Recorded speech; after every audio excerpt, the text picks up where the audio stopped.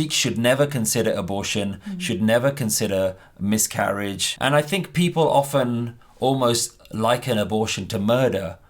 So is it murder?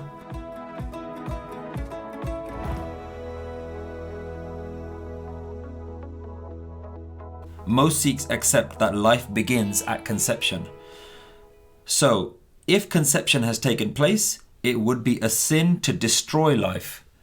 And deliberate miscarriage or abortion is forbidden for Sikhs. The Sikh Code of Conduct, however, does not deal with abortion or indeed any other bioethical issues. Despite this theoretical viewpoint, abortion is not uncommon amongst the Sikh community.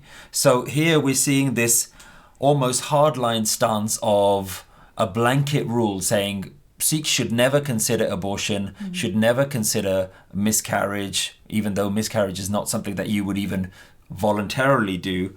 But on the other hand, there is this admission that regardless of this hardline viewpoint, that is actually quite common.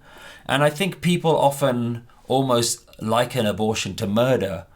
So is it murder? I think there's a couple of things to discuss here. So generally, I think it's quite immature for people to have a rigid stance on something that is such a sensitive subject like this, to say that as a blanket rule, abortions should not be allowed. I think it's really immature to kind of think like that. Every single person who has a decision to make like this, it is a difficult decision for them. And so based on their individual circumstances, based on their personality and their life issues, whether they have family or support, what their situation is. There's so many things to consider. So many factors. Before bringing a child into this world, there's so many factors to consider. To make a blanket rule and say, no, you're not allowed, I almost feel that that's quite insensitive. Did we ever think about the spiritual aspect of the child? Have we considered this idea that all human beings are here to connect to the divine, and being born into a human body is really that opportunity to meditate and connect with this oneness?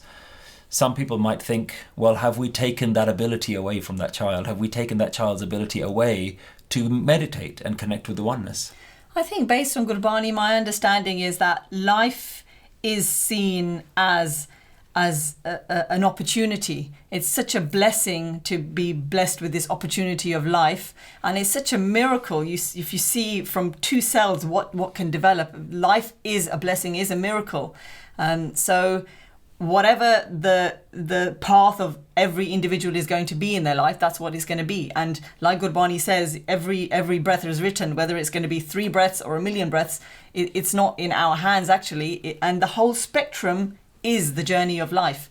It's not that there's one way to live well and there's one way to live properly. The whole spectrum is hukum. It is all part of that oneness. I think this is one of those subjects where it's so easy for people to get emotionally riled up and hold very strong emotionally driven viewpoints.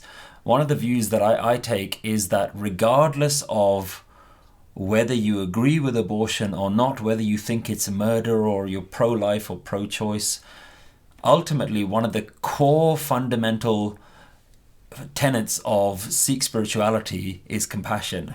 So regardless of whether you disagree with somebody else having an abortion or not, your primary responsibility is to show compassion towards that person and deal with that person in a non-judgmental, compassionate way, which means exactly what you've said, is to consider their viewpoint and what you would do in their particular their shoes or their situation. There's no point you looking at it purely from your perspective. And you can never really know another person's perspective. You can have empathy for their position, but you can never truly put yourself in their place. So for that reason, I don't like to have judgment of anyone else. Based on their understanding and their circumstances, they have to make the best decision that they can for themselves and their life and their family.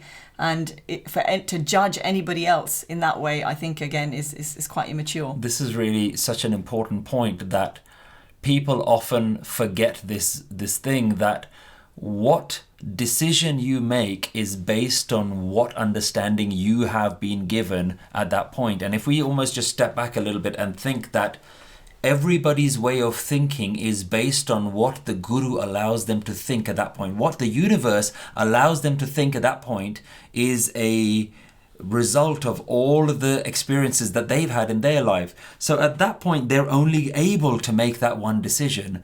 So you almost have to step back a little bit and not judge someone and say, well, what you're doing is against Gurmat or against the Guru or against the universal laws. Actually, what you're doing is exactly according to universal laws, because you can only act the way the universe has allowed you to act. And that's a far, I think, more healing way to think about life and to think about all different perspectives of life.